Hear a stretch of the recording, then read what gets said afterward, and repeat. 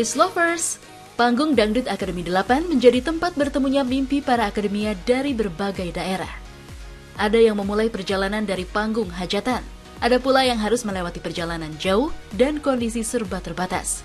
Salah satunya Zifna, yang sebelum berdiri di panggung DA8, sudah lebih dulu mengasah kemampuannya dengan bernyanyi di acara pernikahan. Meski bayarannya tak seberapa, panggung-panggung tersebut tetap dijalani demi mengejar cita-cita. Terima kasih, Ziva bersyukur Ziva udah bisa menampilkan yang terbaik di panggung Dangdut Akademi 8. Semoga Ziva seterusnya tetap konsisten dan lebih baik ke depannya. Ziva sering manggung gitu, ajatan 500, 400 gitu sih Kak. Motivasi Ziva untuk membahagiakan kedua orang tua tentunya dan mengangkat derajat orang tua. Karena kita harus bersaing secara sehat di sini ya, karena semuanya kita belajar di sini, nggak ada yang hebat gitu, semuanya harus belajar.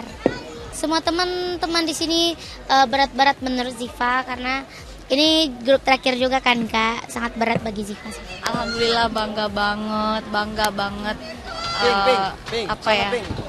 Sivana tuh salah satu peserta yang tadi kata juri udah digadang-gadang jadi juara. Ya bismillah aja, moga dia terus konsisten.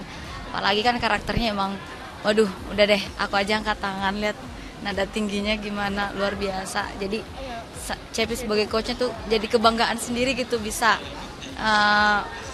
membantu mengarahkan dia gitu. Kalau dia sih lebih kayak tadi mungkin JR-nya banyak, terlalu banyak getarnya, vibranya. Nah, Kak Cepi tadi minta kurangin dikit, dikontrol lagi, lebih diayun aja. Kalau lagu-lagu begini lebih diayun lagi, karena kan kita harus pinter-pinter menyesuaikan suara kita dengan lagu tersebut. Jadi alhamdulillah pas on air tadi dia malah justru lebih tenang daripada JR. Dia justru lebih rasanya lebih dapat. Sebagai orang tua ya bangga lah, tapi deg-degan juga, ikut gitu, soalnya lawannya kan banyak yang bagus-bagus. Seperti biasa dia masih sekolah kan. Yang sering ikut lomba juga. Saya cuma 300.000. Kadang setengah, kadang kasih 300 gitu. Jauh-jauh, kadang dari tempat tinggal itu ke tempat lokasi itu ada sekitar 2 jam. Ada yang 1,5 jam, kadang yang 3 jam. Kami itu pergi sama motor bertiga sama Ziva. Adik Ziva kan ada satu tuh, kelas 4 SD. Nah, kalau ditinggal nggak mungkin juga di rumah kan. Nah, makanya sering dibawa di depan, Ziva di belakang. Dan perjuangan serupa juga dilalui Daniel. Akademi asal Sumeneb ini punya cerita panjang sebelum akhirnya bisa berdiri di panggung DA8. Sang kakak, Abayaki, menjadi salah satu orang yang mengikuti perjalanan Daniel sejak awal. Dari rumah sederhana di kampung halaman, Daniel mulai membangun mimpinya sebagai penyanyi. Ia terbiasa menerima panggilan bernyanyi di berbagai acara hajatan. Dari sana, Daniel mendapatkan penghasilan sekitar Rp500.000. Perjuangan apalagi selama setahun terakhir ini untuk menggapai impiannya dia satu persatu, dan gongnya itu di DA8 akhirnya bisa tercapai. Ya tidak mudah Kak, karena banyak perjuangan di dalamnya. Apalagi selama setahun terakhir ini untuk menggapai impiannya dia satu persatu, dan gongnya itu di DA8 akhirnya bisa tercapai. Ya tidak mudah Kak, karena banyak perjuangan di dalamnya. Kalau satu kali manggung itu 500.000.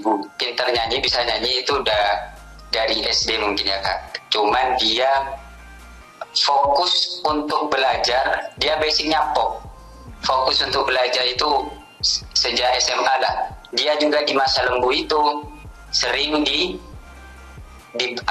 disuruh orang untuk nyanyi di hajatan, di manten gitu Kak, di pernikahan. Bagi sebagian orang, perjalanan seperti itu mungkin terasa berat untuk dijalani.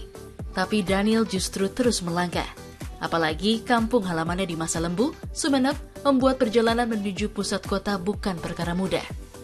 Untuk mencapai Sumeneb saja, perjalanan bisa menghabiskan waktu sekitar 15 jam.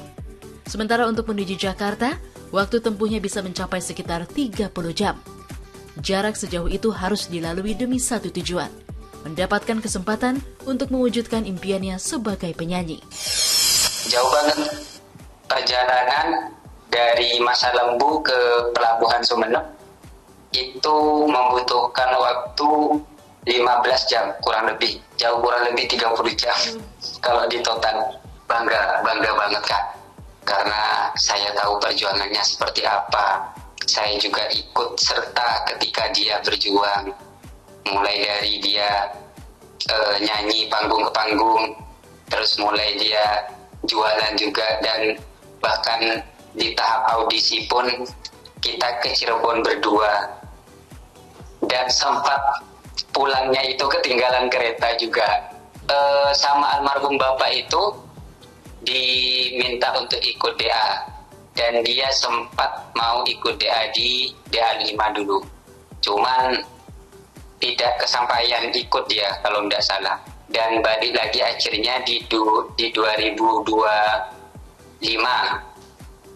terus berjuang lagi dengan karirnya sampai sekarang akhirnya bisa punya jalan menuju DA 8 ini. Pada saat lulus SMA, dan dia kan suka nyanyi-nyanyi, kemudian untuk ikut, istilahnya untuk ikut ajang-ajang bergengsi lah, dia ingin memantapkan mentalnya. Jadi diajak temannya dari Masa Lembu turun berangkat ke Madura. Nah, Masa Lembu ke Madura itu langsung ke Sumeneb kan. Jadi dia itu ngamen jalan kaki ke pasar gitu, ke pasar-pasar dari Sumeneb, dia ngamen terus lanjut ke Pamekasan. 3 bulanan dia kalau ngamen. Berbulan-bulan lah tepatnya dia ngamen di pasar-pasar itu. Dia pas lagi ada di kampung halamannya.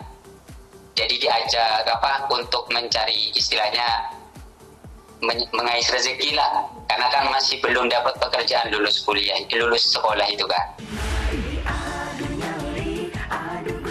Daniel sejak dulu memang menyimpan satu keinginan besar.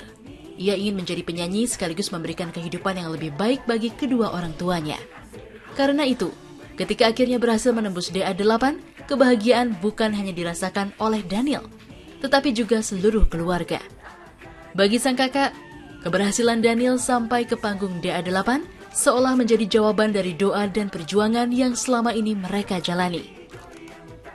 Setelah perjalanan yang begitu panjang, akhirnya Daniel mendapatkan kesempatan tampil di panggung yang selama ini diimpikannya. Namun, masuk DA 8 bukan berarti perjuangan Daniel selesai. Kompetisi yang semakin ketat juga sempat membuat kepercayaan dirinya goyah. Salah satu momen yang cukup berat terjadi ketika Daniel harus berada di posisi bottom 3. Di tengah tekanan tersebut, Abayaki berusaha menjadi orang yang terus menguatkan Daniel dari jauh. Komunikasi melalui telepon maupun video call menjadi cara sang kakak untuk tetap berada di sisi Daniel. Dukungan itu menjadi penting bagi Daniel, terutama ketika rasa percaya diri mulai turun. Sebab keluarga tahu betul seberapa panjang perjalanan yang sudah ia lewati untuk sampai di titik ini.